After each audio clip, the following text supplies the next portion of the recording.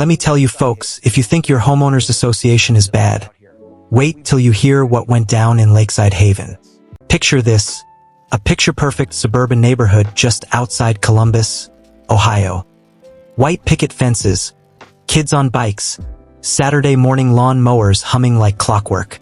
The kind of place where everyone waves at the mailbox and pretends they love the annual block party. At the heart of it all sat our community lake, crystal blue, ringed by weeping willows and a thick buffer of old-growth trees. Folks moved here for that view, the Friday night pontoon cruises, the illusion of peace. But underneath, rules. So many rules. And at the top of the food chain sat Deborah Whitaker, president of the Lakeside Haven HOA. We all called her Karen behind her back, but to her face it was always a Miss Whitaker. Helmet blonde bob, pastel cardigans, clipboard glued to her hand like it was surgically attached. She didn't enforce rules, she weaponized them. I'm Ryan Caldwell, 52, retired history teacher. I live in the original Lakeside house my great-grandfather built back in the 40s. That old stone cottage with the wide porch where my late wife Sarah and I raised our daughter Emily. The house came with something special nobody talked about much anymore: sole control of the historic dam at the north end. Back when the developers turned the old farmland into Lakeside Haven in the 90s, there was a crystal-clear covenant. My family kept the dam and the water rights. In exchange, the HOA could develop the South Shore, but only 25 homes max with a mandatory 100-foot tree buffer. No clear-cutting, no crowding the water line. Everybody signed. Everybody lied. It started small, the way these things always do. I was sipping coffee on the porch one crisp September morning when I heard it. Chainsaws. Not one or two of them screaming across the lake. I grabbed the binoculars. There, on the South Shore, bright orange construction tape everywhere. Trees older than my dad hitting the dirt. I called the HOA office that afternoon. MS, it's Ryan Caldwell. Looks like y'all are doing some heavy work over there. Just checking we're still honoring that 100-foot buffer. Her voice was sugar dipped in vinegar. Oh, Ryan, always the worrier. Luxury vacation rentals. The board voted. Came to meetings. Click. Next week, the first violation notice showed up in my mailbox. Excessive foliage. Native wildflowers exceeding 6 inches. They wanted me to rip out the pollinator garden Sarah planted before the cancer took her. Fine, $200. Emily was starting college. I wasn't about to give them a reason to lean the house. But I started keeping a folder. Every time-stamped voice memo of Karen's condescending voicemails. The neighborhood turned on me fast. At the Labor Day barbecue, Karen stood on the clubhouse deck in her star-spangled apron, megaphone in hand. Some of us, she said, eyes laser-locked on me, seem to think the rules don't apply to them, but we're all in this together. For property values. The Karens in training nodded like bobbleheads. My own neighbor, Ted from 2 doors down, sidled up with a plastic cup of beer. Come on, Ryan, it's just a few extra cabins. Think of the tourism dollars. You gonna be that guy? I smiled, toasted him, and inside I was boiling. By Halloween, the South Shore looked like a war zone. 110 identical beige cabins crammed shoulder to shoulder, 0 buffer. Mud where trees used to be. I took the boat out one dusk, cut the motor, and just floated there staring. The water lapped against fresh concrete foundations. My great-grandfather's dam, my dam, was the only thing keeping that entire shoreline from turning into swamp years ago. They'd forgotten that part. Winter came and the fines kept rolling in like clockwork. Unauthorized watercraft on dock, kayak visible from street, another 300. Old Glory must be lowered by sunset. I started documenting everything in a color-coded binder. Emily called from campus. Dad, you sound tired.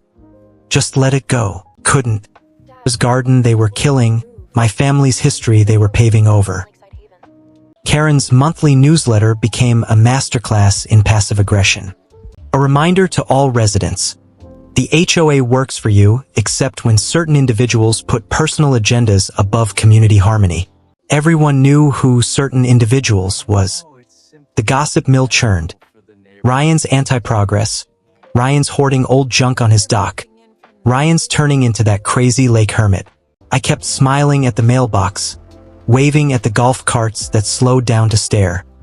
Inside, I was a volcano learning patience. Then came the spring board meeting that broke something in me. They wanted to clarify the covenant. Translation, rewrite it so they could build even more. Karen stood at the podium in a power suit the color of Pepto-Bismol, projector showing glossy artist renderings of happy tourists sipping mimosas. These rentals will boost our property values 20%. The room clapped like trained seals.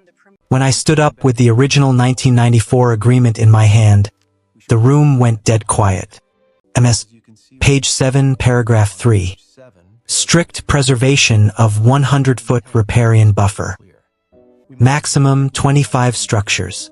Signed by you, actually, back when you were just treasurer. She didn't even blink. Years old. Ryan. Times change. Ambiguities. The room erupted in murmurs. Someone shouted, "Sit down, Caldwell."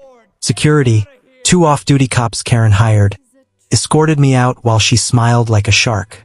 That night, I sat on the porch with a bottle of Sarah's favorite Merlot and stared across the black water at the glowing cabin lights. 110 little boxes of greed.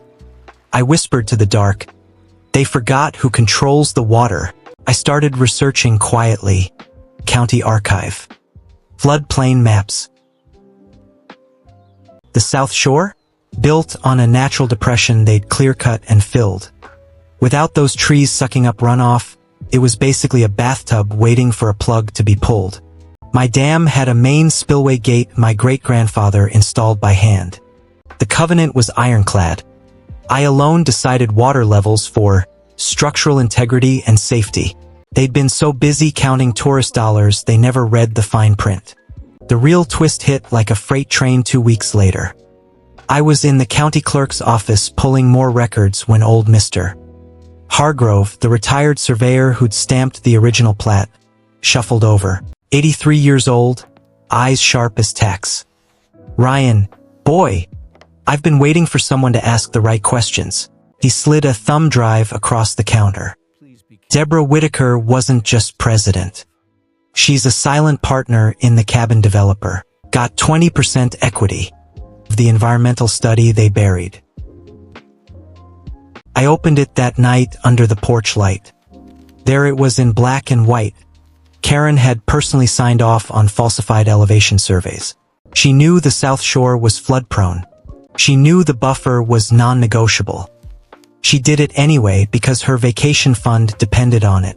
The drive also had emails where she bragged to the builder. "Caldwell's just one grumpy old man. We'll crush him with fines till he sells." My hands shook, but I didn't call the news yet. No, better than lawsuits. I had the dam. I spent the next month becoming the model resident. Paid every fine with a smile. Mowed the lawn to military specs. Even lowered the dam flag at sunset like a good little homeowner. Karen's newsletter praised cooperative neighbors.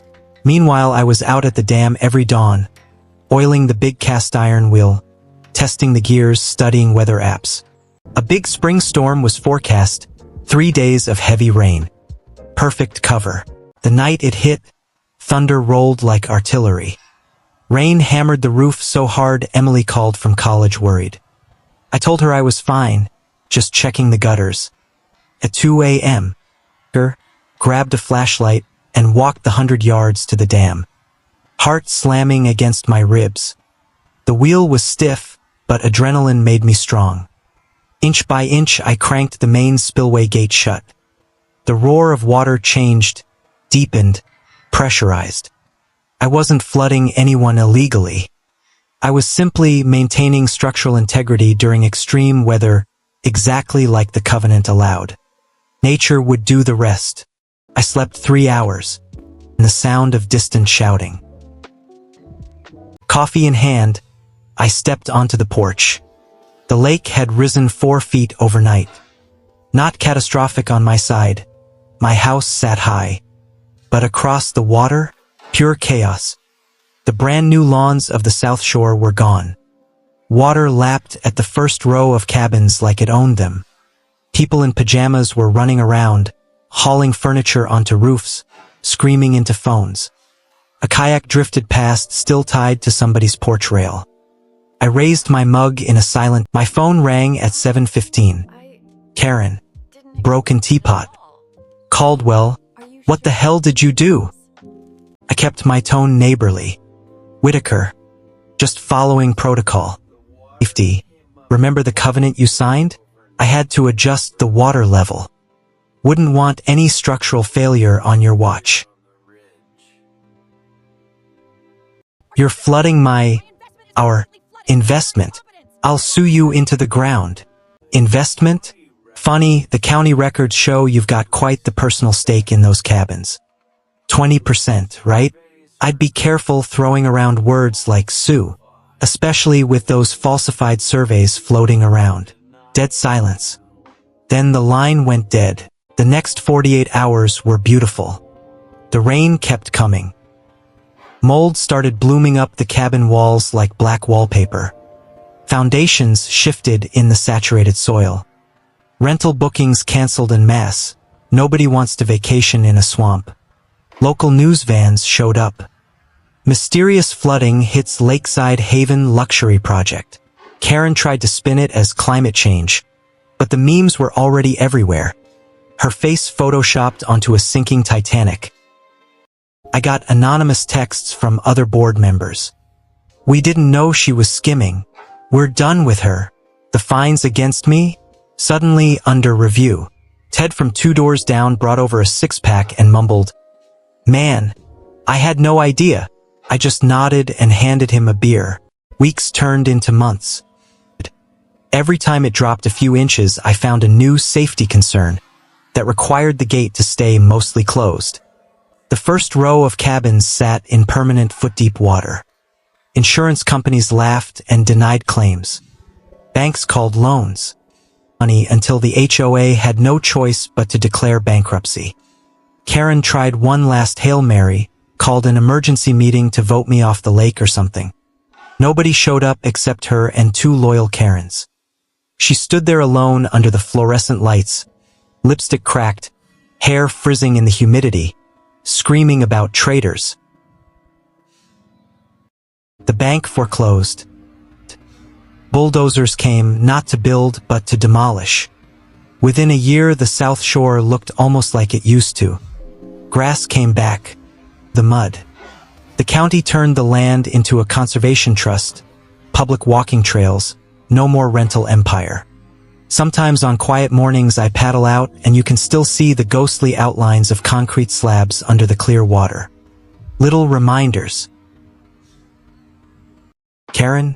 Last I heard she moved to Florida. Probably president of some other HOA down there, terrorizing retirees over lawn gnomes. Me?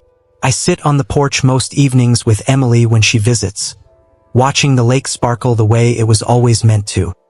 The damn wheel is quiet again. Now the board knows better than to test the guy who literally holds the water level in his hands. Look folks, the moral's simple. They own everything.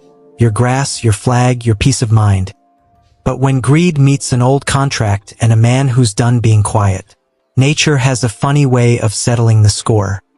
And nothing sinks faster than an empire built on someone else's legacy. Thanks for listening to what really happened in Lakeside Haven. If this story made you smile, hit that like button, subscribe, and tell me in the comments. What's the craziest HOA fine you've ever gotten? I read every single one. Stay vigilant out there, neighbors. The water's always listening.